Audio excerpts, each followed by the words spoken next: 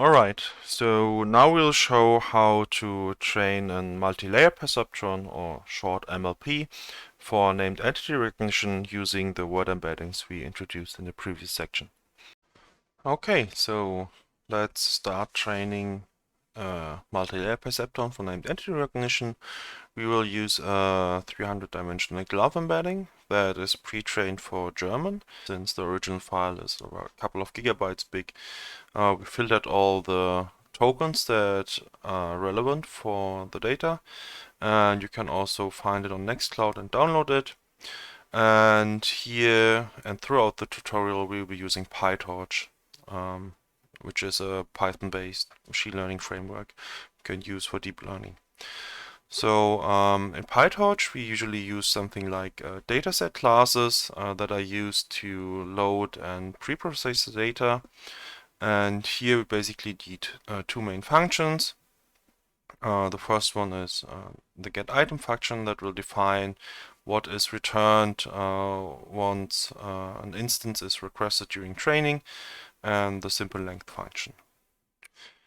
And we then go on to write a function for loading the data. As you remember, we have a conol format, so we basically check for empty lines, and additionally we basically strip each line and split it by the tab separator, and then have two lists, tokens and labels, which we basically use as our data. Now we define a simple multi-layer perceptron.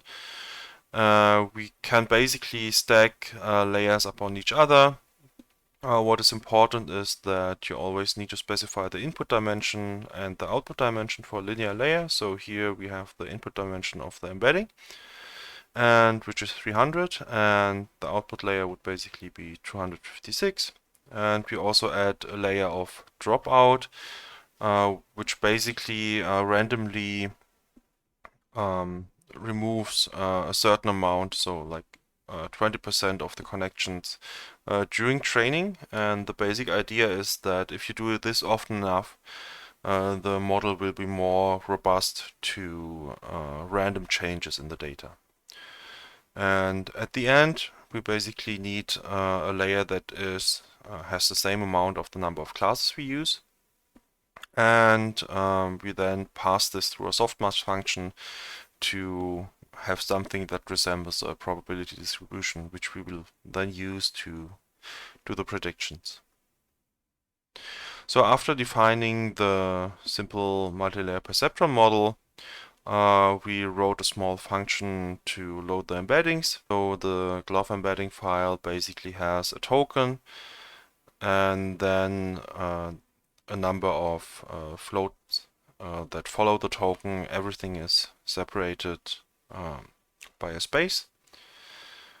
And we also initialize an embedding for unknown token. So the basic idea is that since word embeddings are pre-trained, it's highly likely that there will be words in the data occurring that are not in the embedding already. And in that case, we basically need some sort of representation, and here we will basically use a randomly initialized vector represented by the unknown token. We will now encode basically a document into its given embedding representation. And here, every time we do not find a token in the embedding, we just use the unknown token. Okay. Then we add a small routine to convert the nominal labels into integer classes, and can start implementing the routine for model training. So here we will use a simple logging library to log basically what is happening during learning. And we then specify training and test path of the data, which is basically the folder where you should have put your data, and the name of the file. So here we will train on the Zerspannungsdomain and use the industry domain as our test data. We also specify the embedding path, and then have the different labels we will be using.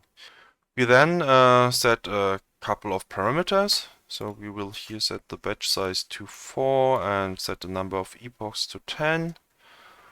And we will furthermore set the device to GPU. So what we will do here, instead of using CPU, we will just use torch.device and we will set CUDA, which basically uses GPUs. And we will only do this if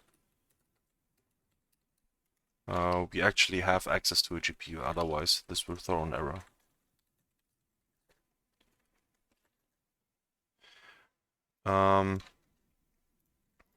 You can basically use CPUs for training a multi-layer perceptron, but it will be much faster if you use a GPU. And we then basically do all the pre-processing, so we load the training tokens, the training labels, and the test tokens and test labels, load our embedding file, encode everything, and we also encode all the labels.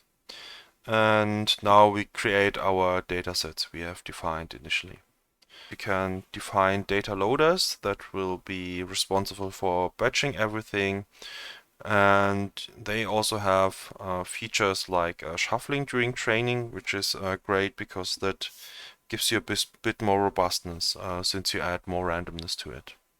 You don't need shuffling during testing, so here we turn it off. Okay, so now we can start with the official training routine. We here initialize the model, set the number of classes we will need, and pass the model to the device. And now we set the model to train. This is important, otherwise it could be that the model is not being updated. We select Adam W as our optimizer and set some learning rate, and we also use the cross entropy loss, since this is a classification task, as our loss.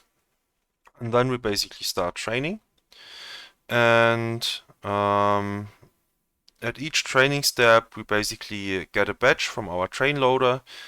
We then fetch the features and the labels, pass them to the device, and let the model do a prediction.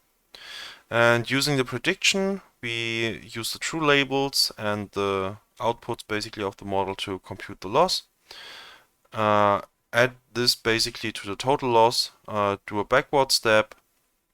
So this is basically a backpropagation, and do a step with the optimizer. And here's some additional logging routine. And I will show the actual training on my console, since it's a bit faster than in Jupyter Notebook. And finally, after training, we also need to write a testing routine. And since we have multiple classes, we will compute the micro average F1 score instead of plain accuracy. So the idea behind this is that if we would use accuracy, since we have a lot of O tokens, we would get like a really high accuracy of something like 90%-ish. But that's actually not a really good estimate of how well our model performs, since we are really interested in recognizing all the individual entities.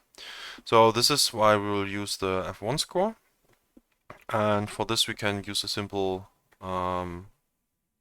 function from sklearn.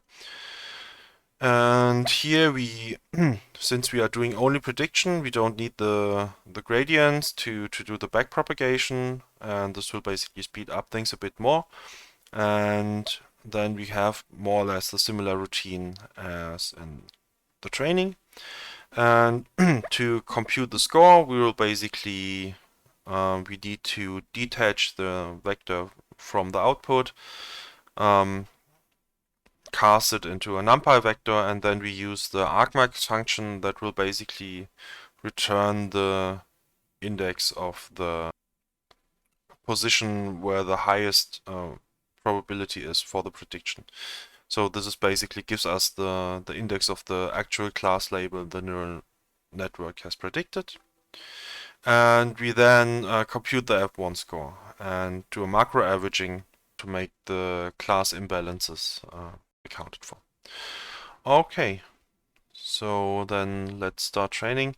So what I basically did, used all the code and put it into a small Python file. I organized the imports a bit, and this is basically what we will run. So let's do this. So we can, here you can see like a small console. I used Conda to set up a Python environment with all the packages. And now we can run the code. So here you see all the logging that was happening. So we loaded the data, loaded the embeddings, and now we are starting to train. And usually what is to be expected is that the loss here is decreasing constantly. And in this case, you can see that the loss is not really decreasing after a while. And what you can do here to speed this up a little is to do something like early stopping, which is basically stop training after there is no change in the loss. Another thing that should be noted is that if the loss is actually not decreasing, it is kind of a bad sign, since the model is not really learning anything. And you can also see this in the final score. So a score of 0.059 F1 score is really, really low, so the model is not really good in doing any meaningful predictions. We'll look into more recent models, and for this we will discuss a different type of embeddings in the next session.